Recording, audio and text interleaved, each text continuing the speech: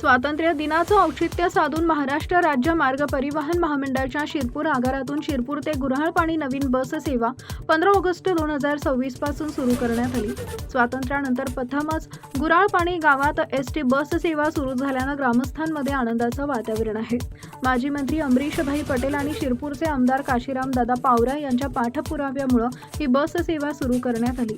विभाग नियंत्रक पुरुषोत्तम व्यवहारे, यंत्र अभियंता अतुल पाटील आणि विभागीय वाहतूक अधिकारी दिलीप बंजारा यांच्या मार्गदर्शनाखाली आगार प्रमुख महेंद्र पाटील, स्थानक प्रमुख मनोज जिजाबराव पाटील, सहाय्यक कार्य अधीक्षक हर्षल पाटील तसेच एसटी अधिकारी, पर्यवेक्षक व कर्मचाऱ्यांच्या प्रयत्नातून ही सेवा सुरू झाली।